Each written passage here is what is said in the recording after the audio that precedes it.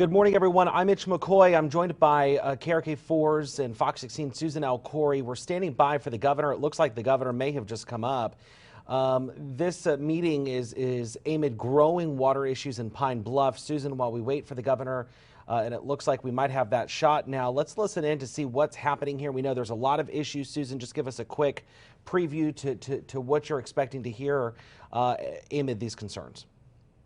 Well, last night we heard from Liberty Utilities, who runs the water system out there, saying that the utility still doesn't know at this point what is causing the issue with the low water pressure, saying that, they have crews on the ground, they're trying to find leaks. They believe that there were just a lot of leaks out there that they just don't know the source at this point. A lot of people frustrated, wanted to ask the governor and figure out what's going on. All right, let's listen into the governor. Significant resources to help in a temporary fashion to get through the water shortage. But until we get the pipes fixed, until we identify the entire problem, it's not going to get back to normal. And so we want to be able to identify any other needs that the state can help with. And then thirdly, you look to the future. We've got to get our businesses back online. We've got to be able to get our residents where they have the pressure that they need. And then we have to assess damages as well. And that's what we're going to be doing statewide. To see if our damage assessments qualify for a major federal disaster declaration request. And AJ might have some comments as to how we do that assessment. But I think let's start with just hearing from each of you as to where we see right now, maybe addressing some of the questions that I raised.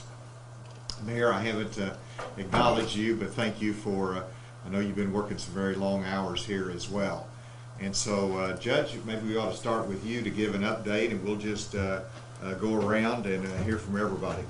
Thank you, Governor. And again, we appreciate you for being here and the assistance that has been given since Thursday night when we first learned about this. A verbal declaration was sent in to Adam. Regarding the various pressure going down and because of the concerns that we had with JRMC, and we've collectively come together and have been number one, assessing how we got to the situation that we are in, and trying to come up with solutions to fix those. And so we have been having meetings after declaring the emergency disaster declaration. We've been having meetings to brainstorm, and assessing the situation to see where we are. And so far, since we have started having those meetings, we have discovered just by earliest today that pressures are starting to go up. We have identified several locations of where those leaks and things were. And I guess when we move around to Liberty, they'll follow up on that. But I don't want to they'll be able to bring us up to speed as far as those locations and the things that they have run into and trying to fix. But we have also collectively come up with other ways to fix certain problems at the hospital and even at the jail. And thanks to us working together, Mayor Washington, Mayor Foster, and gathering resources and caring, and Adam through the state have really done a tremendous job. So that's kind of where we are, the kind of overall deal with it. Well, thank you, and I understand from Liberty that they've identified some particular leaks in some of the buildings here that are no longer occupied, but that we've got to be able. Clearly, there's more leaks than what we anticipated in the system. And I think that's a challenge. So let's go ahead and hear from Liberty, and then I'd like to hear from the Chancellor as well after that. Sure. So first off, I can't say enough about the cooperation that we've had here in the city. Both Mayor Washington, Judge Robinson, everybody's working together, pulled together. The police chief, fire chief, really great cooperation. We've had the Pine Bluff wastewater department help us. They're actually out there helping us look for leaks, repair leaks, so great cooperation. Pressures are coming up on the system. We've seen a better improvement today. Today's a good day for us. But we still believe there are leaks out there. We're going to systematically go through these vacant buildings looking for some of this fire service and other leaks, but we found some major fire service breaks at the Sunbeam plant and at the Pine Bluff commercial building. Those were both 6-inch mains that were fully broken, and once we shut those off, we did see the pressure come up on the system. Obviously, we're working leaks all over the city, actively looking for those leaks. We've even had drones flying, looking for irregular places of water. We've flown some, even the Pine Bluff Station Water have flown some too. So a lot of different technologies we're trying to employ.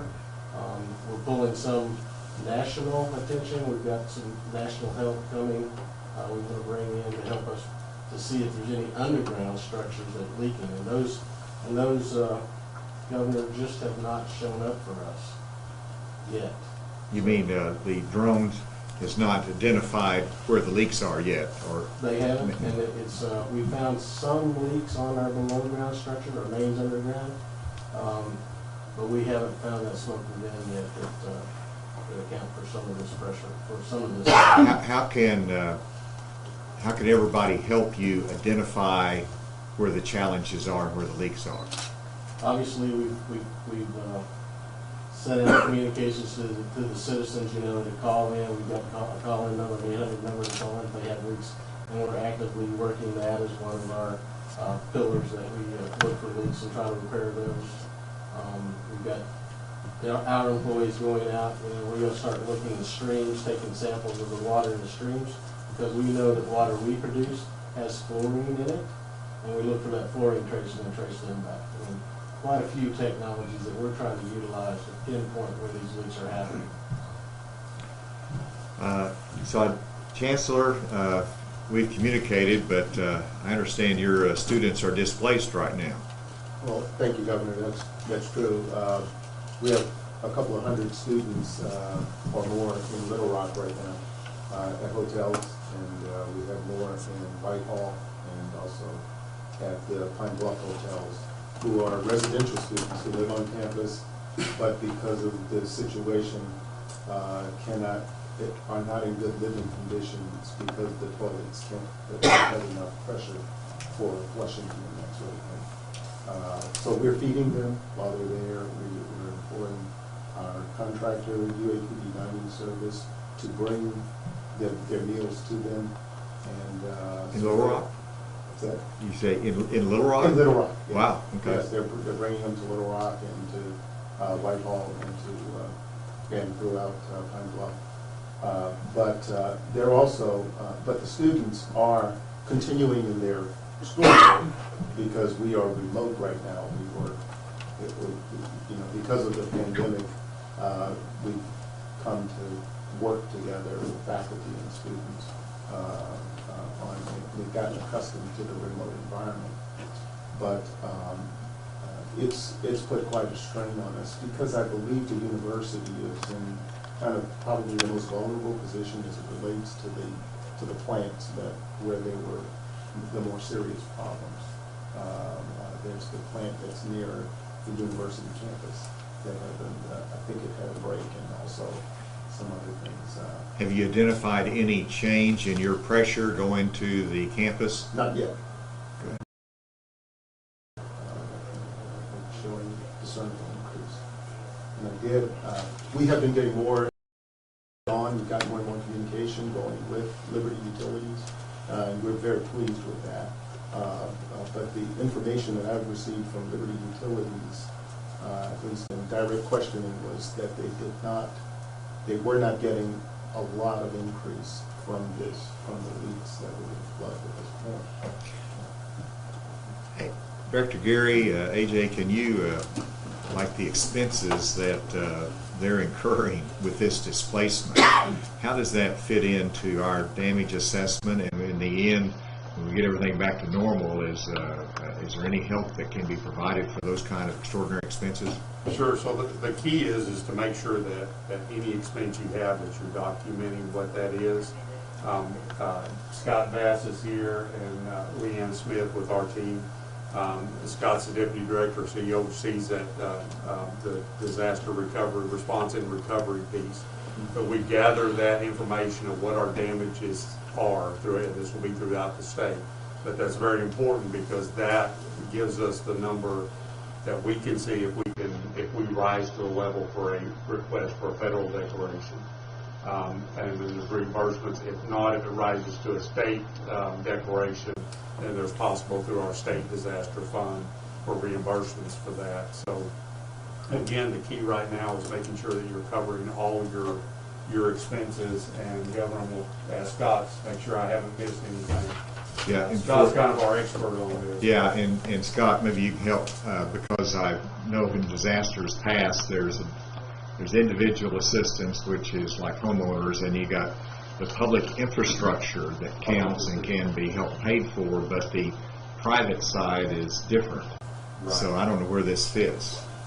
Yes, sir. So we'll end up gathering as much data as we can on the assessment of individual homes that the counties and the rest of the counties want to go through that route.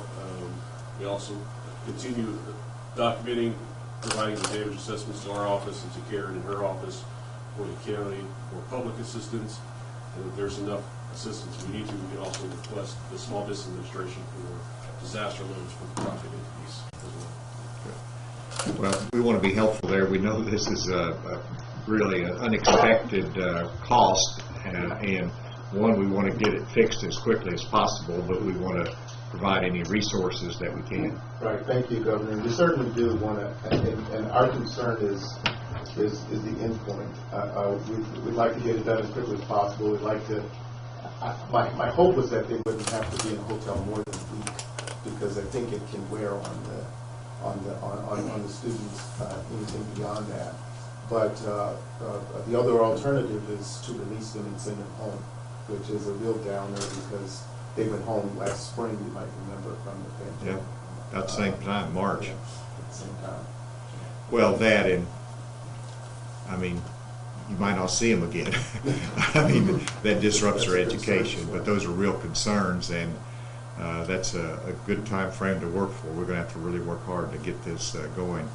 I know we need to talk to the hospital here in just a second, but can we switch to the mayor for, tell me how this is impacting the individual residents, and what I assume that the lack of water pressure impacts businesses, but it's also impacting residents? Mm-hmm. Yes, there are some residents who are having to go to other areas just to shower. There are some of them who are not having enough pressure to even do that.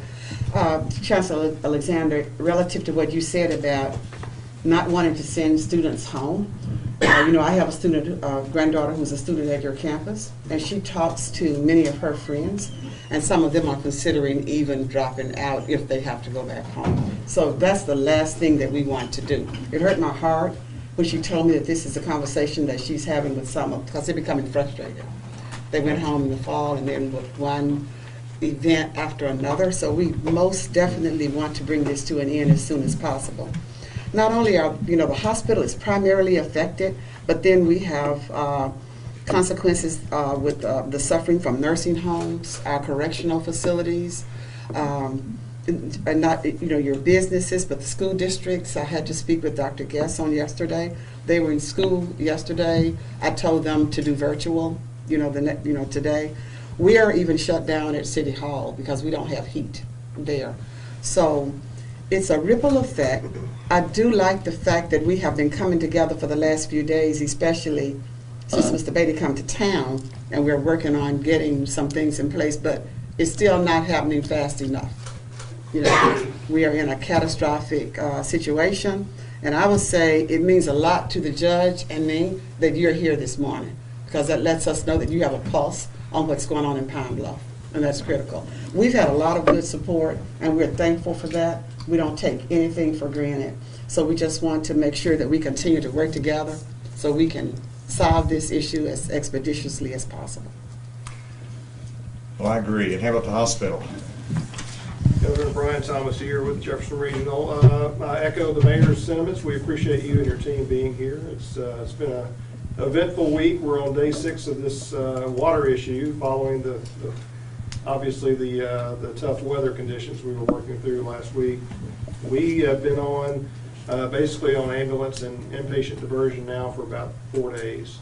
So we are still open. Our emergency room is still actively open. So if anybody comes in our doors, we're able to treat, stabilize. But due to the fact that our water pressure is inadequate to supply water enough to our upstairs, to our floors where our patients are, to have running water for showers and even toiletries, we are just simply not in a state where we can admit those patients at this time. Our pressure is getting better, to these guys' credit. We reached, from a PSI perspective, we went from, normally we operate around 60 PSI. That's fully operational. We can fully utilize all of our services. We dropped to below 10 there for a couple of days. We've been up to 20, and as of today, we're up in the mid-30s. So it is improving. I do not get the sense from anyone that they're not focused on trying to get the hospital back online so that we can reopen for those admissions. But as of right now, we are not doing elective surgeries, but we are taking care of those that come into the ER for those emergency critical situations. If you don't mind, I'd like for him to expound on some of the things the hospital has done. Yeah. As far as cost-wise of what they've had to do, as far as sterilization, as far as diverting patients. Obviously, anytime we have downtime a lot, but we usually go to our downtime procedures, and in that we actually have been transferring our sterilization process to hospitals south of here, Dumas and Monticello. We've been working diligently. The fire departments from various communities have been very helpful to bring portable water tanks over. We've been supplying that to our boilers so that we can maintain heat for the building, and certainly this last week that was critical. We have got plans in place, and I think the judge referenced those earlier, about getting maybe a portable water supply system with tankers to help actually direct feed water into our intake. So that may actually get us back in business sooner than later, depending on how long the crisis may continue. But a lot of behind the scenes contingency plans in motion right now, but our main goal is to get that pressure back up to a 55 or so we can turn those beds back on. I suspect that this has interrupted your vaccine administration. To some degree, yes, sir. We do have teams going out this week in some capacities to continue, because we are building up some capacities with those vaccinations, and we want to continue to push those. Yeah. But to the expense side, to Judge's point, our operating costs are about $500,000 a day. So every day we can continue not to have full services, that is a drain that this organization will not be able to recoup. Well, a community has to have a vigorous and wonderful hospital. JRMC is that. You all have an incredible record. Very proud of what you all have done during the last year in reference to the pandemic. You've been on the front line, and all your staff has just done an incredible job. Great partnership with us, and we want you to be going at full capacity, and that water pressure doesn't get the job done, so we've got to fix that.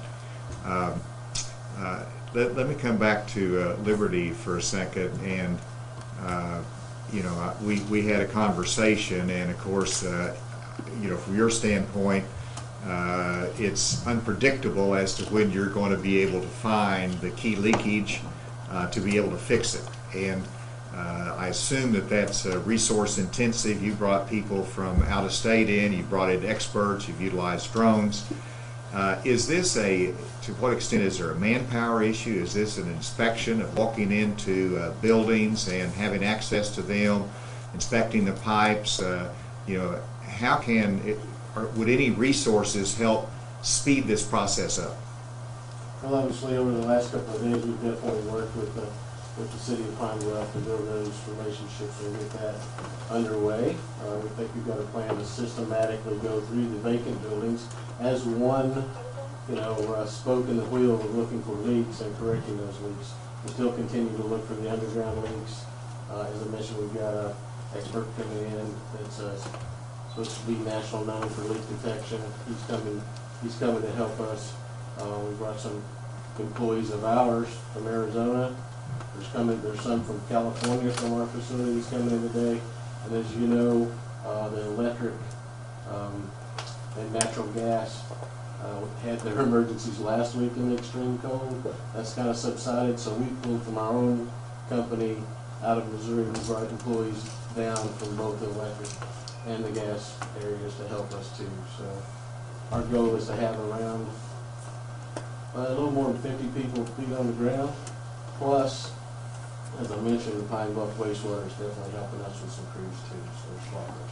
So Judge, just keep an eye on this, and if there's human resources that are needed, make sure that request comes up through your emergency management to Adam, because we got to get this fixed as quickly as can, and we don't want human resources to stand in the way. So you give that some thought as well, AJ. And Mayor, glad, I know you've been helpful, but tell us what your perspective is. We're just in a supporting role. We did have some low water pressure in the south portion of town where we're contiguous to Pine Bluff. And when they took the industry to Tyson, we started seeing those pressures go back up. We're supporting the sheriff with water to keep the jail going. And so we're just here, whatever the judge or the sheriff or the mayor wants from me, we're just supporting. So on the waters, thank you, and I know that makes a big difference. That's what's wonderful about Jefferson County, when you pull together all across the county and pull your resources together. But on the water side, I know that through our National Guard and through Adam, we have provided two water buffaloes, and but also, I mean, the residents, do they have the access to water that they need for their homes? Where are we on that? Is there any way to measure that? I think, Governor, what we did was prioritize what we needed first on, and that was to supply, to try our best to get JRMC back online and in the university back online. And with the residents having, some trickles of water, we felt that the biggest need was to try to divert to the hospital and to the nursing homes and the rental facilities, because they were having some big time issues. And again, my hat's off to everyone in the room, because they really pulled together, and Office of Emergency Management and Adam, they've been right here all the time. But we wanted to prioritize that, and we did a pretty good job doing that. I know Liberty kind of felt, that it was they were a punching bag there for just a second, but we were trying to assess the totality of the situation and get answers, and I think once that settled down, everyone came together and put our heads together to try to make this work. But now, I haven't had as many complaints as the mayor has had from residents, but overall, I think we're getting a pretty good handle on this. Through us working together and sitting around and coming up with ideas, and certainly, from the state perspective, it's been great. Anything that Karen has asked for through Adam has been great. I think now it's more of an accounting deal to keep up with the amount of what it was really. Because right now we really don't know how much it has really cost us to do that. That's right. Well, we will, first of all, let's get back on the line. Secondly, let's keep an eye on the expenses as we proceed through that. And then we will coordinate and see where we are statewide in our disaster declaration request, or whether we qualify for that. Sheriff, I see you here. Do you have anything that you want to cover? Well, Governor, just thanks for being here. Didn't know that you're hard with us working through it. Thank you to Fox and his team. Last night we were up about midnight, so had another due to our repertoire. We were doing laundry. His fire services team was helping out with that, because obviously we don't have essentially just water needs or normal needs, but let alone wash clothes, so we utilize right on the facilities with the inmates. They trucked in about 7 tankers of water. There was a little over 300 gallons. And right now, we're over right now. So we had to augment our washing settings. But other than that, we're tracking right now. We're just having the ship operations with real critical equipment. just let everybody know we want to make sure that this is done as quickly as possible. So I think we were covering it. Is there anybody else that I missed? This is Candace Bell. Of course, everybody knows that here in Pine Bluff, it represents my office here in this community. And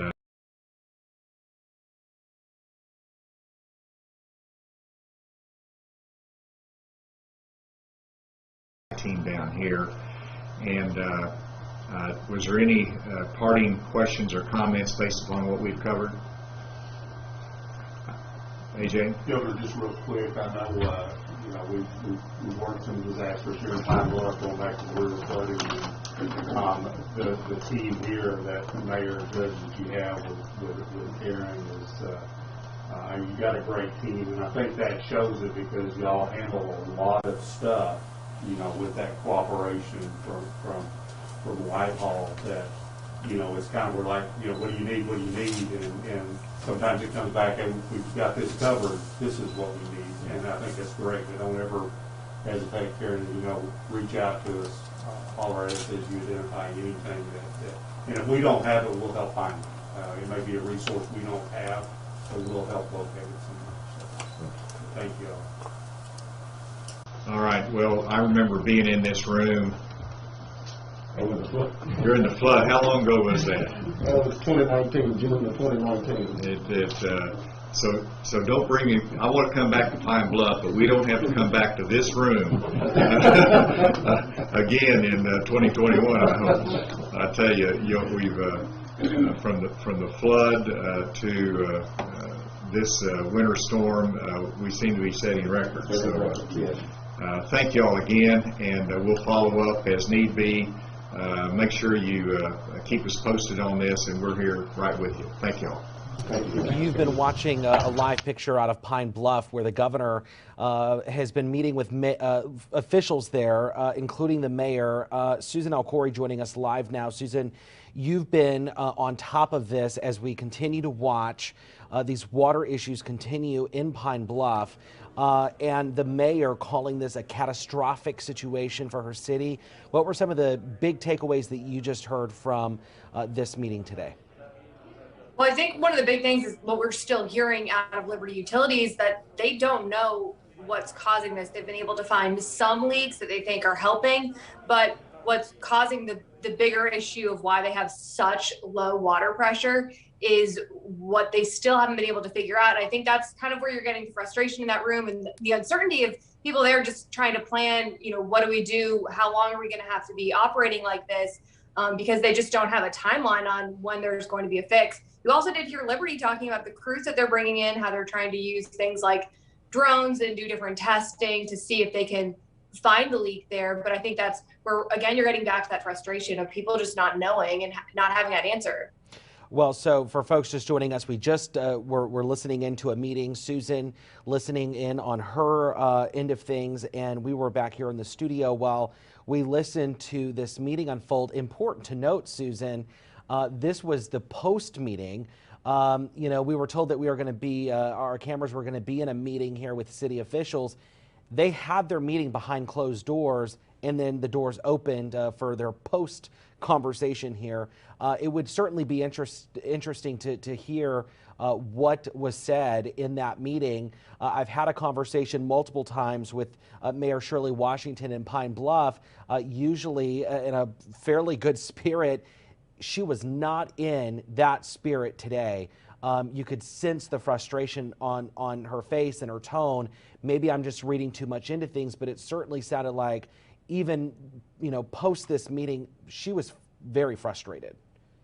Yeah, that was, we were picking up on that last night, even when she was at a meeting with Liberty Utilities. And at that point, she was talking about frustration that she said, hey, I think that there had been possible warning signs here that maybe Liberty overlooked, that there were things going on that maybe could have happened. They were talking about possible leaks in Pine Bluff and some high water bills that they had to the tune of $40,000 at a park, and concerns that they brought to Liberty and sat down and said, hey, we have these high water bills. We think there might be something going on in the water system. And one of the questions she asked Liberty last night was, why wasn't this handled? Could this be contributing to the issue? Are you going to go look at this park? and see if maybe there's a leak or something going on there. And she was still, you could tell at the meeting last night, frustrated with the answers she was getting from Liberty. We are standing by. We're looking at this live picture here. We are told the governor, I don't know who all is going to be in on this conversation, but the governor more than likely. I don't know if the mayor of Pine Bluff is going to be part of this post-conference here. We are expecting to hear from city officials in just a moment, possibly the governor, in a conversation that happened after their meeting here. But Susan, learning that students at UAPB, they are displaced several hundred, some of them even resorting back to Little Rock to stay. I mean, and Mayor Washington was talking about how there are some conversations now happening among students that, hey, do we need to leave? Do we need to, leave the school and check into another school? Obviously, she was very frustrated with that. We see the governor coming up here in just a moment. Susan, any idea on what the governor might say? We caught in just a little bit, tapped into this news conference late. Sounded like they were talking about a disaster declaration as well. I know that the county judge has at least declared a disaster for his county. But I think at this point, a lot of the city leaders, and in talking to them last night, they made it clear that they just want help. They want answers, and they want to see, fix the immediate problem, but also look at what could have been done to prevent this. Governor Asa Hutchinson here. Let's listen in live now as the governor talks after his meeting here with city officials, the Pine Bluff mayor calling the water situation there a catastrophic situation. It was important for me to be here in Jefferson County today to have both the hospital, the university, as well as the city and county leadership together to hear the extent of the problem. And we also have the utility company in place. And what I learned today is that there is a significant problem. It's going to take a while to fix.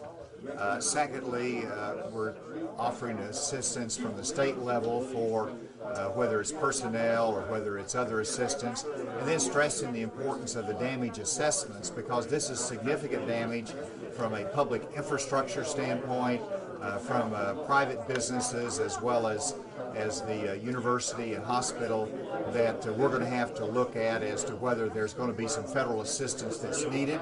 Right now, statewide, we're not to the level, we have not documented sufficient damages for a federal disaster declaration, but it's important to be here today with my emergency managers to see if we're going to reach that level and to give guidance to our local community as they make those assessments. With that, I'll take any questions.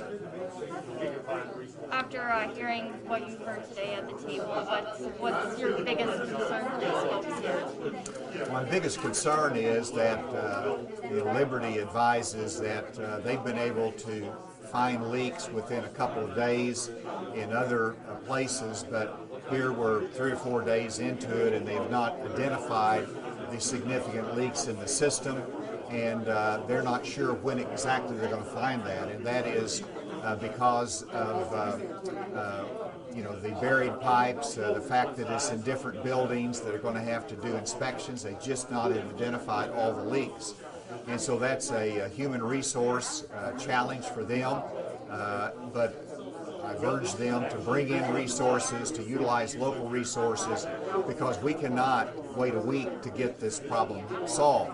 As the university said, our students are in hotels, even in Little Rock, and here locally. We cannot have them in that situation for an extended period of time. Our hospital is not able to provide the services, whether it's vaccines or whether it is other surgeries that are needed because of the lack of water in their facilities. So we've got to get that problem solved. That's the reason I'm here, to really to put a focus on that effort and offer state assistance. Governor, this problem seems to be happening across different cities in the state. So why Pine Bluff? Well, that's a good question, and we are challenged statewide as the freeze thaws and our pipes thaw out. You find leaks in different systems. As to Pine Bluff, seems to be a more entrenched problem that's going to take longer to solve. I know in Saline County, they're challenged right now in their water systems. In other parts of the state, Miller County had the whole courthouse flooded. And so this is a start in my review. If we can be elsewhere that's helpful, we will be. But I want to start here in Jefferson County because this is a problem that's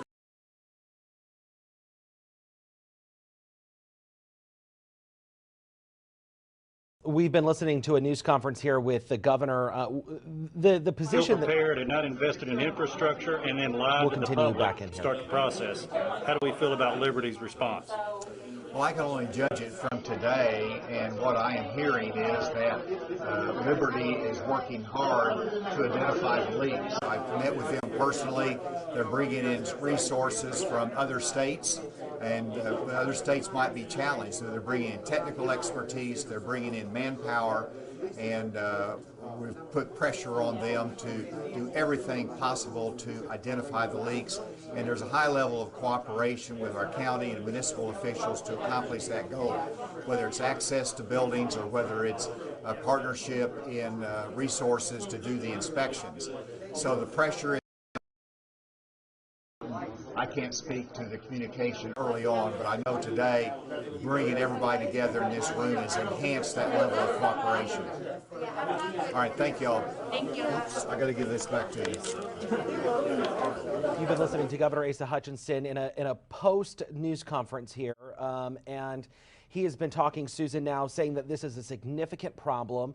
One of my big takeaways from this is that Liberty has been able to find some water leaks in a couple of days, but they have not been able to find the major leak that's causing these significant problems.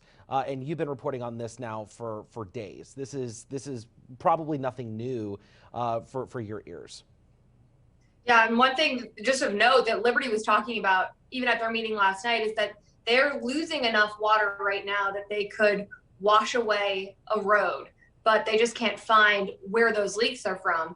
And I think that's kind of what you were hearing the governor saying of, this is an entrenched problem is what he said. This is something that's going to take a while to now try and solve in Pine Bluff. And there was another question we just heard about, Liberty's communication. That's something that's been brought up a lot. We learned last night that Liberty doesn't have a mass communication system. So it can't send out a text or robocall, emails, nothing to alert customers. And the first time we saw Liberty talking about this on their Facebook page was Monday morning. And that was, 5 days into this low water pressure issue. Susan, help me understand something here. And I know that you're just getting on this, especially you're on it now because you're our investigative reporter. From the way I understood it, and maybe I'm reading too much into it, they're talking about water running at vacant buildings, which is where some of these leaks are. Why is water running at vacant buildings to begin with? So that's one of the things Liberty is talking about, saying, hey, could it be that we have leaks around where these vacant buildings are? Mm-hmm. Because Pine Bluff does have a lot of vacant homes, vacant buildings, and they're trying to see if that could be one of the sources. Because, again, what we've heard them say repeatedly is we understand that we're losing water somewhere. We just don't know where that's coming from. So we've had customers calling in. They're talking about they've had now upwards of 100 different pipes that they've been able to find or identify through customers calling them. So that's one of the things they're looking at is, could it be that it's a leak at a vacant building? So it's not being reported because there isn't someone there seeing that this water is leaking. So it's one of the things that they're looking at. We also heard them talking about, are these things that are deeper underground with Liberty's just overall water infrastructure with the pipes that they have, something that, they can't see that there's a problem under there. So that another thing that they're talking about, do we need to go and look at? And that's why they're trying to bring in more crews to see, what they can find. For folks just joining us here, we are following what has turned into a meeting behind closed doors to it was